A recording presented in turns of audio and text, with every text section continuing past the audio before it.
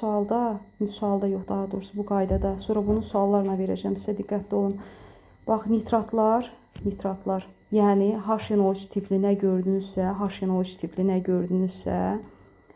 yəni HNO3 tipli deyəndə uşaqlar bunun duzu, məsələn, natrium NO3, kalsium NO3-dən 2 dənə, maqnezium NO3-dən 2 dənə, yəni nə nitrat gördünüzsə, bunun necə, yəni fikirləşmədən deyəsiniz ki, bütün duzları həll olur.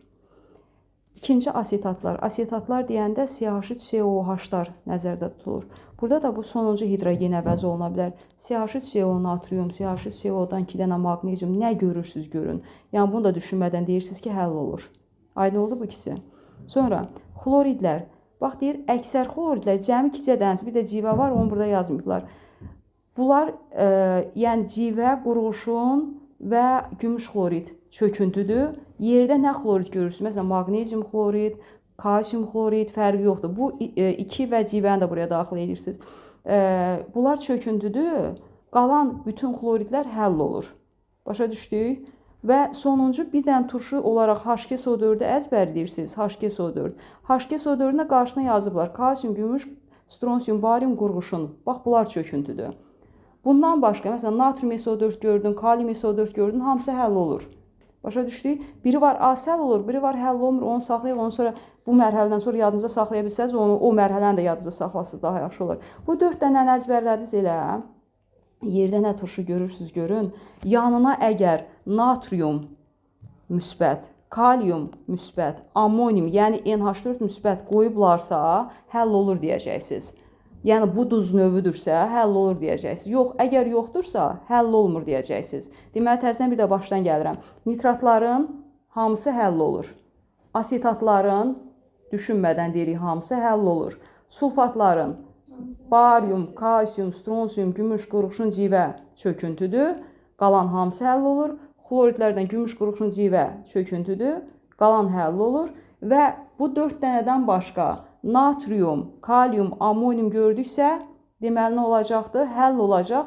Qalan heç biri həll olmayacaq. İndi məsəl üçün şifahi sual verirəm, sonra əlavə edəcəm. Tutaq ki, bizə deyirlər ki, barium NO3-dən 2 dənə olur.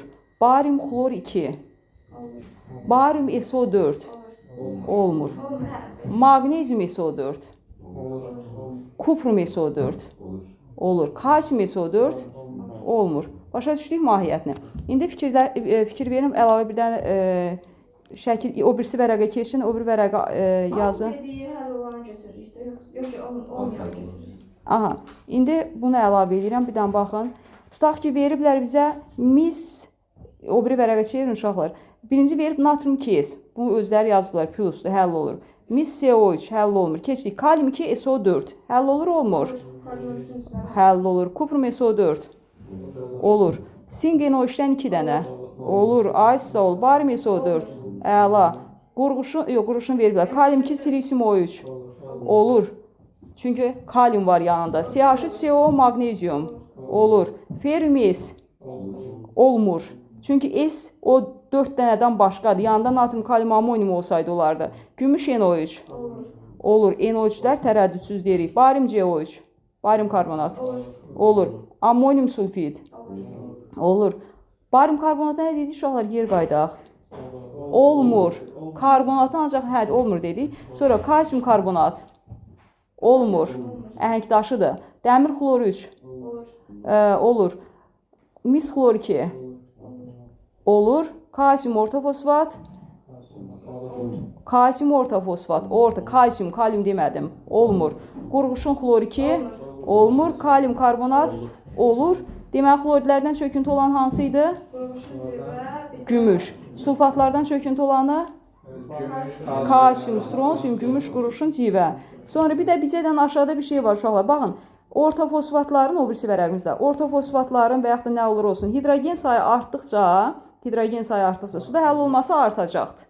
Yəni, müqayisə üçün versələr 1, 2, 3 hidrogen sayı çox olduqca suda həll olması artacaqdır. Bircə dənə karbonatlarda bu istisnadır. Məsələn, natrium karbonat daha yaxşı həll olur, natrium hidrokarbonat isə əksinə həll olması azdır. Aydın oldu? Bu çox düşür.